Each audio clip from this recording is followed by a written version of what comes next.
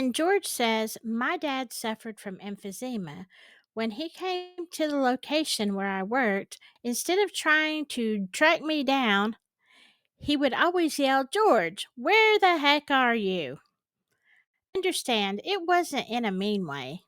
He's usually wanting to take my wife and I out to eat or to meet up with him and his girlfriend. After his death, I'd be working on the second story of the building and I'd hear his voice, George, where are you?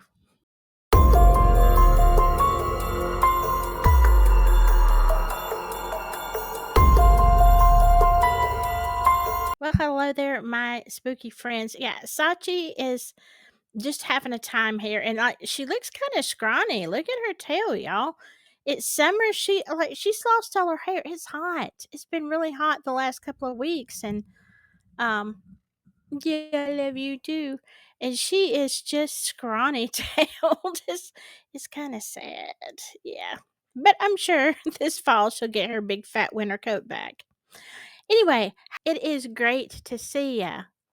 So, what you been up to? Are you doing anything spooky or is it just all about sunshine and lakes and vacation? And that's okay. Now, I can't ever forget about the spooky because Scully back here, he always reminds me. And I think Sachi does too in her own way. All right, but let's go on. We've got more ghost stories. We've got some glitches in the Matrix. We got a lot of stuff going on. And here's another one by George. When I was a teenager, I stayed in a car because I didn't think it was cool to go shopping with my mom. Ah! While I was in the car, I felt this inner breeze and a feeling that something happened to my golden retriever. Oh no. It was not a sad feeling, but one of peace and everything is okay. When I came home, the golden retriever was lying dead, aw, because he chased the milk truck and got hit.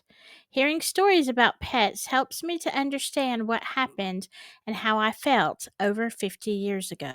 Gosh, that is such a sad story, but I know what you're talking about. Like, it helps you to understand. Look here, Missy. Yeah, cat hair.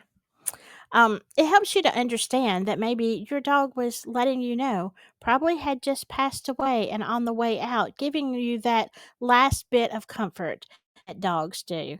Cats, I don't know, not so much. But but we love them anyway, right? All right. But thank you for sharing that story. Yeah, cuz a lot of people, they need that closure. This one is from Stutley Constable. Regarding vibes in a place, years ago I was in the market for a house. I found one online I wanted to have a look at. The agent and I met, and he gave me a tour of the place. It needed a lot of work, but I was not put off at all by that. Overall, it was a typical fixer upper, and there seemed nothing out of the ordinary, at least not until we went upstairs. I still recall the experience. We got to the top of the stairs and the agent turned to the right, but I immediately turned left and stepped into a bedroom.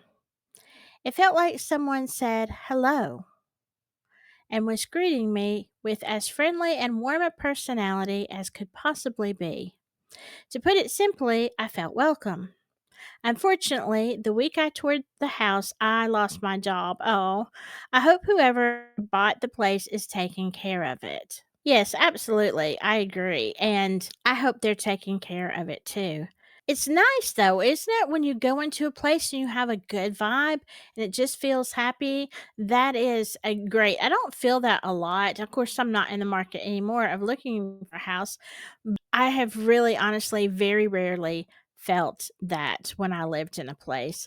So there you go. Again, we're talking vibes. Pay attention to your gut, people. It won't lead you wrong.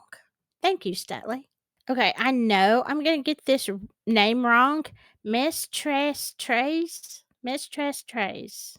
Trace. Trace. Mistress I don't. Hello, miss. Thank you for your comments.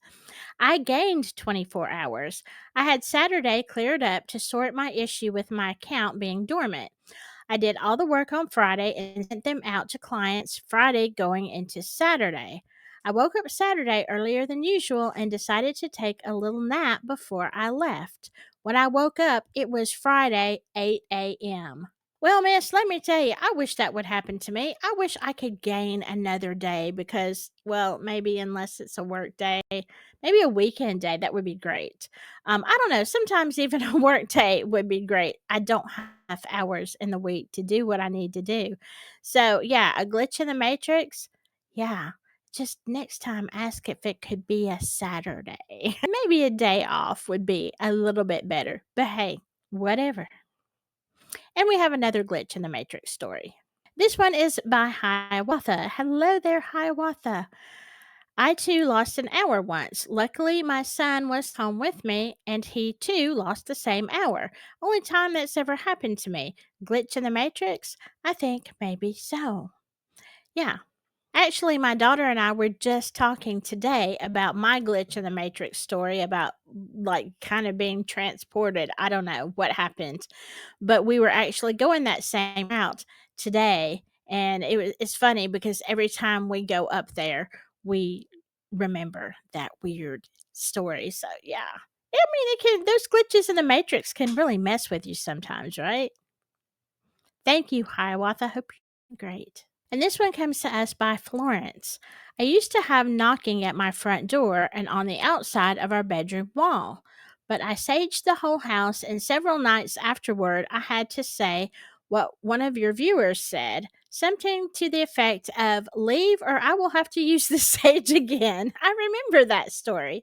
This is my space. Go toward the light and go in peace. And it worked. I did have to say it several times, but my home is so much quieter and peaceful. Yeah, I remember somebody talking about that story, and I have told you I've saged a house before, but not in that way, not like talking to spirits and stuff. I sage because it is just from a herbalistic point of view. Sage is a great thing to it's like an antibacterial type. I don't know, it cleans the air, in other words. And so it smells really good. It smells kind of funky when you're burning it, but later you can just tell, like you can, I don't know. It just smells and feels clean. I don't know how else to explain it. So like I don't take the feather and do that. I'm not a sager, but I burn sage, whether it is burnt in the fire form, like in the, or just sometimes a diffuser with some sage essential oil in it, like the real sage, because it really does make your house smell so good and you feel so clean. So I don't know. But again, apparently it works on boogers too. If you don't know, a southern booger is what some people call a haint or a ghost. All right. I'm not talking about, yeah, no. We're just talking about the scary boogers. Okay. Now, this one comes from Helen T. When my daughter was 5, she had a big surgery and was very sick. Her room was at the end of the hall and was directly across from a couple of empty rooms. Oh, okay, I guess you're in the talking about in the hospital. Although she was feeling bad, and I started seeing her sit up and coyly wave at one of the rooms. And I asked her who she was waving to. She said it was the little boy in the other room. I went to take a peek at the boy, and there was no one there. The room was empty and dark. This went on for several days, but it always made her happy. Yeah, I think the first thing I would have done is ask the staff, was there a boy that passed away in there? You know, um, very interesting. Who was that little boy? Obviously, as we know, kids see things that adults don't. So it gave her some peace and some happiness, but I still would have wanted to know the story about the little boy. What do y'all think? What would you have done if your child was waving to someone who wasn't there? Would it freak you out? Or, would you kind of be like, oh, well, there probably is somebody here? I don't know. I guess if they're not scared, I wouldn't be scared. This one is from Roberta Real. Bathroom ghosts. Between my husband and 3 cats, I haven't had any privacy in years. So I'm not sure if I'd notice a ghost. Bless your heart. Although I worked in a building that had automatic flushers in the restroom, there were a couple of times I was in there by myself and a toilet would flush.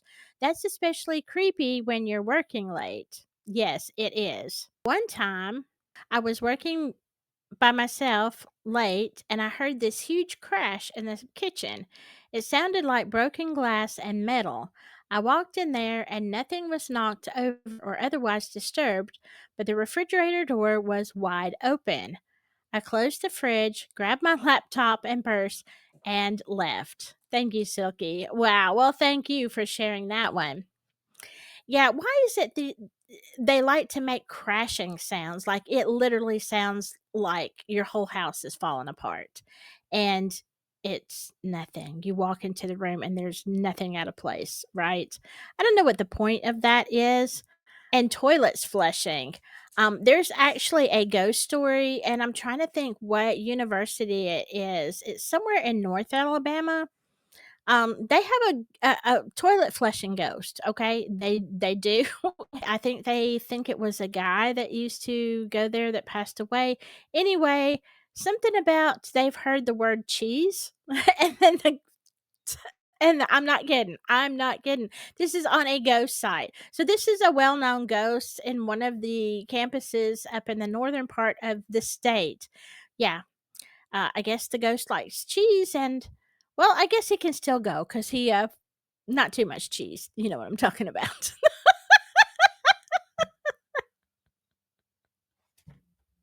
I crack myself up.